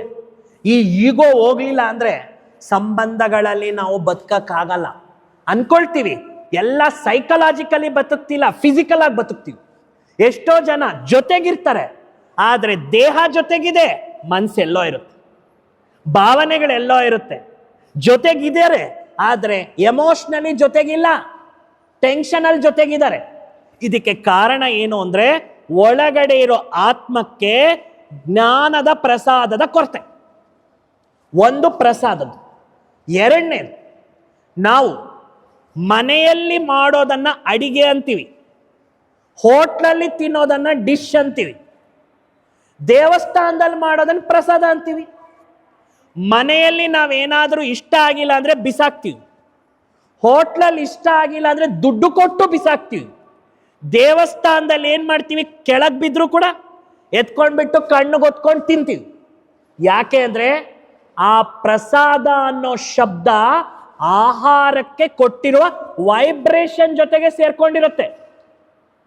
ಹಾಗಾದ್ರೆ ನೀವೆಲ್ಲರೂ ಅಕ್ಕಂದ್ರು ಎಷ್ಟು ಜನ ಪ್ರತಿದಿನ ಮನೆಯಲ್ಲಿ ಅಡಿಗೆ ಮಾಡ್ತಿದ್ದೀರಾ? ಡೈಲಿ ಮಕ್ಕಳಿಗೆ ಅಡಿಗೆ ಮಾಡಿ ನಾವು ಊಟ ಬಡಿಸ್ತಾ ಇದ್ದೀವಿ ಅಂತೀರ, ಅವರೆಲ್ಲ ಕೈ ಎತ್ತಿ ನೋಡಿ. ಇದರಲ್ಲೂ ಕೂಡ ಕೆಲವ್ರು ಕೈ ಎತ್ತಲ್ಲ. ಎಂತದ್ ಬಂದಿದೆ ನೋಡಿ, ಎಲ್ಲ ಆನ್ಲೈನ್ ಊಟ, ಜಿಫಿ ಗಿಫಿ ಅಂತಾವ್ ಬಂದ್ಬಿಟ್ಟು online order, special masala dosa ಇದೆಲ್ಲ ತರಿಸ್ತೀವಿ. ಅದ್ರಲ್ಲಿ ಏನಿರುತ್ತೆ ಗೊತ್ತಾ? Vibrations, variation. ನಿಮ್ಗೆ ಹೇಳ್ತೀನಿ ಕೇಳಿಸ್ಕೊಳ್ಳಿ. ಇತ್ತೀಚಿನ ದಿನಗಳಲ್ಲಿ ಆಹಾರ ಮಾಡೋ ಪದ್ಧತಿ ಹೇಗೆ ಬಂದಿದೆ ಅಂದ್ರೆ, ಟಿವಿ ಸೀರಿಯಲ್ ಹಾಕೊಂಡು ಸಂಸಾರ ಮುರಿಯೋದು, ಅತ್ತೆ ಸೊಸೆ ಜಗಳ, ಆ ಜಗಳ ಮಾಡ್ಕೊಂತ ಇದ್ರೆ ಹಿಟ್ಟು ಕಲಿಸೋದು, ತರಕಾರಿನ ಹಚ್ಚೋದು, ಹಿಂಗೆ ಆಗ್ಬೇಕು, ಕರೆಕ್ಟಾಗಿ ಮಾಡಿದ್ದಾರೆ, ಇದೆಲ್ಲ ವೈಬ್ರೇಷನ್ಸ್ ಆಹಾರದಲ್ಲಿ ಸೇರಿಸ್ತಾನೆ. ಸೌಟ್ ಇಟ್ಕೊಂಡು ಯಾರ್ದೋ ಕತೆ ಕೇಳಿಸ್ಕೊಂಡು, ಹೌದಾ ಹಿಂಗೆ ಮಾಡು ಹಂಗೆ ಮಾಡು, ಅವನ್ ಹಿಂಗಾಗ್ಲಿ ಹಂಗಾಗ್ಲಿ ಬೈಕೊಂಡು ಈರ್ಷೆ, ದ್ವೇಷ, ಜಗಳ, ಕೋಪ, ದುಃಖ, ಟೆನ್ಷನ್, ಚಿಂತೆ ಇದೆಲ್ಲ ಅಡುಗೆಯಲ್ಲಿ ಸೇರಿಸ್ಬಿಟ್ಟು ಅಡುಗೆ ಮಾಡೋದು. ಮಾಡಿಬಿಟ್ಟು ಮಕ್ಕಳ ಜೊತೆಗೆ ಮನೆಯನ್ನ ಥಿಯೇಟರ್ ಮಾಡಿಕೊಂಡು ಎಲ್ಲರೂ ಊಟ ತಿನ್ನೋದು. ಈ ವೈಬ್ರೇಷನ್ಸ್ ಊಟದಲ್ಲಿ ಹೋಗುತ್ತೆ. ನಾವೇನ್ ಅನ್ಕೊಳ್ತೀವಿ, ಅಪ್ಪ ನನ್ನ ಮಕ್ಕಳು ಓದೋದೇ ಇಲ್ಲ, ನಮ್ಮ ಮನೇಲಿ ಯಾರ ಮಾತು ಯಾರು ಕೇಳೋದೇ ಇಲ್ಲ, ನಾನು ಏನು ಹೇಳಿದ್ರು ಬೆಲೆನೇ ಇಲ್ಲ, ಈ ಮನೆಗೆ ನನ್ನ ಇಂಪಾರ್ಟೆನ್ಸೇ ಇಲ್ಲ. ಅಲ್ಲ, ಅಲ್ಲಿ ಕೆಲಸ ಮಾಡ್ತಿರೋದು ನಿಮ್ಮ ಮಾತಲ್ಲ, ನಿಮ್ಮ ವೈಬ್ರೇಷನ್. ಆ ವೈಬ್ರೇಷನ್ಸ್ನ ಸರಿ ಮಾಡಿಕೊಂಡ್ರೆ ನಿಮ್ಮ ಆಹಾರ ಪ್ರಸಾದವಾಗುತ್ತೆ. ಅದಕ್ಕೆ ಹೇಳಿದ್ದು ಅನ್ನಂ ಪರಬ್ರಹ್ಮ ಸ್ವರೂಪಂ ಅಂತ. ಹೇ ಆತ್ಮೀಯರೇ, ನೀವು ಮಾಡ್ತಕ್ಕಂಥ ಆಹಾರದಲ್ಲಿ ಉಪ್ಪೆಷ್ಟಿದೆ, ಖಾರ ಎಷ್ಟಿದೆ, ಮಸಾಲೆ ಎಷ್ಟಿದೆ, ಇದು ಮಾತ್ರ ಚೆಕ್ ಮಾಡ್ಕೊಳ್ಳೋದಲ್ಲ. ನೀವು ಮಾಡ್ತಕ್ಕಂಥ ಆಹಾರದಲ್ಲಿ ಖುಷಿ ಎಷ್ಟಿದೆ, ಶಾಂತಿ ಎಷ್ಟಿದೆ, ನಿಮ್ಮ ಒಂದು ಶುಭ ಸಂಕಲ್ಪಗಳ ವೈಬ್ರೇಷನ್ ಎಷ್ಟೋಗಿದೆ, ಅದನ್ನ ಚೆಕ್ ಮಾಡಿಕೊಂಡು ಅಡುಗೆ ಮಾಡಬೇಕು. ಆ ಟ್ರೈನಿಂಗ್ನ ತಗೋಬೇಕು.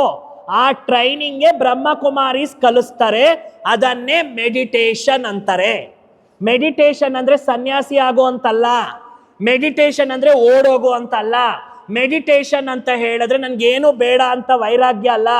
ಮೆಡಿಟೇಷನ್ ಅಂದ್ರೆ ನಿಮ್ಮ ಮನಸ್ಸಿನ ಶುದ್ಧ ಸಂಕಲ್ಪಗಳಿಂದ ಅಡಿಗೆ ಮಾಡಿ ನಿಮ್ಮ ಮಕ್ಕಳಿಗೆ ಮತ್ತು ನಿಮ್ಮ ಮನಸ್ಸಿಗೆ ಒಳ್ಳೆ ಸಂಸ್ಕಾರ ಕೊಡ್ತಕ್ಕಂಥ ಶಕ್ತಿ ತುಂಬಿಸೋದನ್ನ ಮೆಡಿಟೇಷನ್ ಅಂತಾರೆ. ಒಂದು ಕಂಪ್ಯೂಟರ್ ಕಲಿಬೇಕಾದ್ರೆ ನಾವು ಟ್ರೈನಿಂಗ್ ತಗೋಬೇಕು, ಒಂದು ಕಾರ್ ಕಲಿಬೇಕಾದ್ರೆ ಟ್ರೈನಿಂಗ್ ತಗೋಬೇಕು, ಒಂದು ಯಾವುದಾದ್ರೂ ಹೊಲಿಗೆ ಕಲ್ತ್ಕೋಬೇಕಾದ್ರೆ ಟ್ರೈನಿಂಗ್ ತಗೋಬೇಕು. ಹಾಗೇನೆ ನಮ್ಮ ಮನಸ್ಸಿಗೆ ಒಳ್ಳೆ ಆಲೋಚನೆ ಮಾಡ್ಕೊಳ್ಳೋ ಅಂತ ಟ್ರೈನಿಂಗ್ ಕೊಡಬೇಕು. ಆ ಟ್ರೈನಿಂಗ್ನೇ ಮೆಡಿಟೇಷನ್ ಅಂತ. ಈ ಮೆಡಿಟೇಷನ್ ಮೂಲಕ ನೀವು ಆಹಾರ ಮಾಡೋದನ್ನ ಕಲ್ತ್ಕೊಂಡ್ರೆ ನಿಮ್ಮ ಮಕ್ಕಳ ಮನಸ್ಸಿನ ಮೇಲೆ, ನಿಮ್ಮ ಸಂಸಾರದ ಮೇಲೆ ಒಳ್ಳೆ ಪ್ರಭಾವ ಬೀಳುತ್ತೆ. ಅದನ್ನೇ ಪ್ರಸಾದ ಅಂದ್ರು. ಅರ್ಥ ಆಗ್ತಾ ಇದೆ ಎಲ್ಲರಿಗೂ ಕೂಡ? ಪ್ರಸಾದ ಅಂದ್ರೆ ಶುದ್ಧ ಸಂಕಲ್ಪಗಳ ವೈಬ್ರೇಷನ್. ಆ ವೈಬ್ರೇಷನ್ ಅನ್ನ ಹೇಗೆ ಕ್ರಿಯೇಟ್ ಮಾಡೋದು ಅಂತ ಟ್ರೈನಿಂಗ್ ತಗೋಬೇಕು. ಸುಮಾರು 20 ಲಕ್ಷ ಜನ ಬ್ರಹ್ಮಕುಮಾರಿ ಸಂಸ್ಥೆಯಲ್ಲಿ 140 ದೇಶಗಳಿಗೆ ಮೇಲ್ಪಟ್ಟು ಎಲ್ಲರೂ ಮೆಡಿಟೇಷನ್ ಕಲ್ತ್ಕೊಂಡು ಲಕ್ಷಾಂತರ ಜನ ಆಹಾರ ಪದ್ಧತಿಯಲ್ಲಿ ಮೆಡಿಟೇಷನ್ ಅನ್ನ ಅನುಸರಿಸಿ ಎಷ್ಟೋ ಜನಕ್ಕೆ ಕುಡಿತ ಬಿಡಿಸಿದ್ದಾರೆ, ಡ್ರಗ್ಸ್ ಬಿಡಿಸಿದ್ದಾರೆ.